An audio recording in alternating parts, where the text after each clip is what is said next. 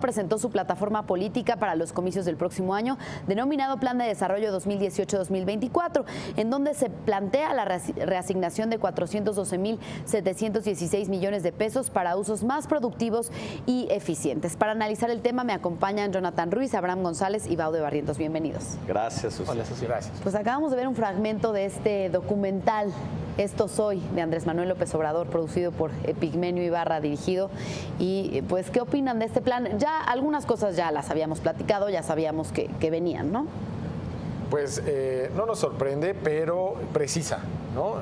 Es importante decirlo. Digo, más allá de lo que dice el documental, hay un texto en el sitio de Morena, en el cual, pues, ese texto precisa muchas cosas que antes queríamos saber, ¿no?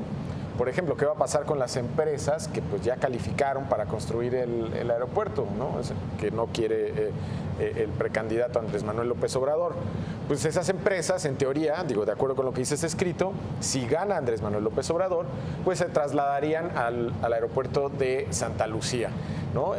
No sé cómo lo piensa hacer, porque pues no son las mismas condiciones de un lugar y de otro, pero al final esa es la idea que está proponiendo. Creo que el valor, pues, de lo que nos mostró Andrés Manuel López Obrador es que pues avanza en los detalles de lo que sería su plan de gobierno en materia económica, ¿no? Claro, y que es algo que le faltó hacer durante su reunión con inversionistas allá en Nueva York, hace dos meses me parece que estuvo allá.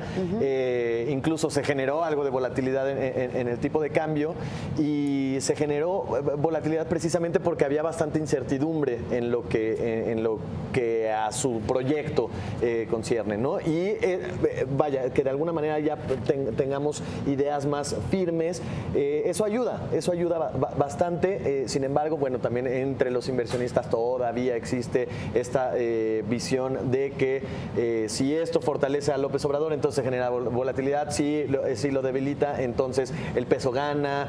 En fin, ese tipo de movimientos pues los vamos a ir viendo. Específicamente hablando sobre las propuestas económicas, creo que este del aeropuerto, que es un tema que López Obrador ha utilizado como bandera, pues también de su campaña, sí queda todavía la pregunta. Lo que él dice es: vamos a respetar los contratos que se tienen con las empresas, es decir, no les va a cancelar los contratos, vamos a respetarlos, pero en lugar de que construyan en el lago de Texcoco, que él además asegura que el piso tendría hundimientos por el tipo de terreno que es, en lugar de hacerlos ahí, los vamos a llevar a la base aérea que está en Santa Lucía, ¿no? Y ahí se van a construir las otras dos pistas, no se demuele el aeropuerto de la Ciudad de México, y se hace un puente de conexión, o digamos. También precisa que en el aeropuerto antiguo, en este aeropuerto que se está construyendo ahora, bueno, se harían áreas verdes y deportivas. Exactamente.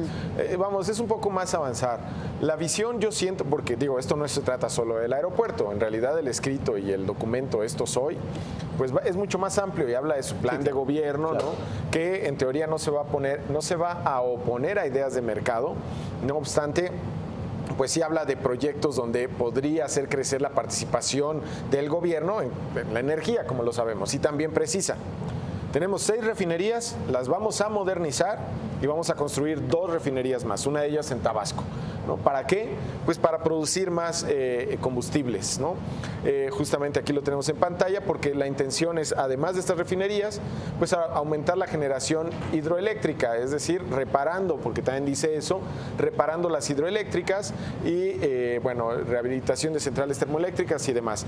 Dice también en torno a esto que no va a cancelar contratos con las empresas que ya atienden a CFE y que son empresas privadas que generan electricidad para CFE, sino que pues les va a revisar los contratos para que no haya abusos, ¿no? Las condiciones, ¿no? Sí. Entonces. Y también menciona la reestructuración del sector petrolero. ¿Esto de qué manera será? Sabemos que habla de someter a una consulta a la reforma energética, Baude.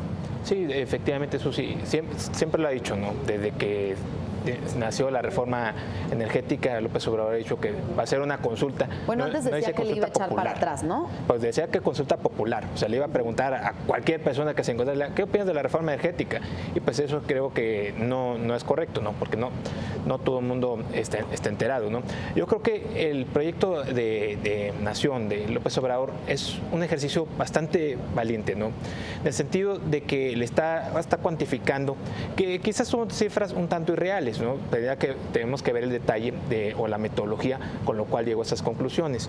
Todo el dinero que saca, los cientos de miles de millones que se va a ahorrar. Bueno, Susi nos hacía precisión, 490 y tantos mil, 16 pesos, ¿no? Pero son números redondos, 500 mil millones. Exactamente, todos los ahorros, ¿no? que va a salir. Yo invitaría también, aprovechando esto, a los otros candidatos, llámese el del PRI, el del Frente, etcétera, que presenten algo similar, o sea, para compararlos, ¿no? A ver, señores, para que no es decir dicho, bueno, vamos a continuar la política macroeconómica. Sí, pues sí, pero eso es algo genérico, ¿no? Pero ¿cómo le vas a hacer? O sea, yo creo que es un punto positivo, pero en otros puntos no tan positivos o hasta cierto punto, digamos, decepcionantes. Es en el caso, por ejemplo, de los impuestos. En los impuestos dice, no voy a aumentar los impuestos en términos reales. Eso es lo que señala, o sea, sí van a aumentar los impuestos, o sea, se lo van a ir ajustando con la inflación, pero no va a haber nuevos impuestos, eso sí, eso lo deja muy en claro, ¿no? El caso de las refinerías dice, vamos a construir 2 refinerías con capacidad de 300,000 barriles diarios o refinerías de biodiesel. Sí, que ahí específicamente en el caso del sector energético y particularmente en este tema que dices de pues someterlo a consulta popular, yo disiento contigo, ¿por qué no preguntar, por qué no hacer una consulta popular? Creo que eso es un gran problema que ha habido en este país, o en quienes hacen las leyes en este país, que pues simplemente se hacen los expertos o ellos se autodenominan los expertos y las decisiones en torno a las digamos, las decisiones económicas se toman en una esfera pequeña. ¿Por qué no incluir a la población? Es muy complicado. O sea, le vas a preguntar, consulta popular, ¿a quién le vas a preguntar? ¿A los 120 millones de mexicanos? ¿Y por qué no? Y muchos ni siquiera entienden muchas cosas de la reforma, ¿no? No, o sea, exactamente. Yo creo que, entiendo que es entrar en un tema delicado, es una discusión incluso sobre la democracia, ¿no? Y creo que no está el programa como para discutir un tema tan amplio, ¿no?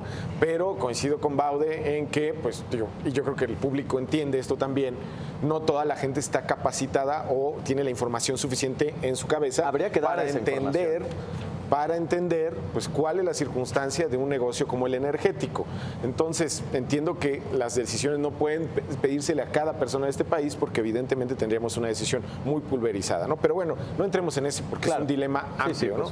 Yo creo que ahí entre otra propuesta económica, no sé si la tenemos ahí, pero tiene que ver con esto que podría ser hasta un proyecto paralelo a las zonas económicas especiales, ¿no? Porque dice, vamos a hacer una franja fronteriza de bajos gravámenes, donde el ISR será del 20%, si no me equivoco, y el IVA también. de 8%, ¿no? Exacto, el IVA estaría del 8%. Comparemos ese 20 con el 35 que tenemos, o el IVA del 16 con el 8, que estaría a la mitad. Es decir, quien se vaya para allá, quien ponga negocios a 20 kilómetros de la frontera con Estados Unidos, pagaría un IVA y un ISR pues, por debajo del que lo paga el resto del país.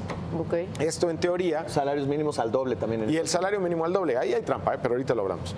En cualquier caso, bueno, pues quien ponga un negocio, pues, obviamente resultaría atractivo pues, pagar menos impuestos. En teoría debe atraer inversión. Lo del salario mínimo, el salario mínimo es muy tramposo y vamos a entrar en eso después en el programa, pero lo tendríamos que ver ahí. Y en unos momentos más seguiremos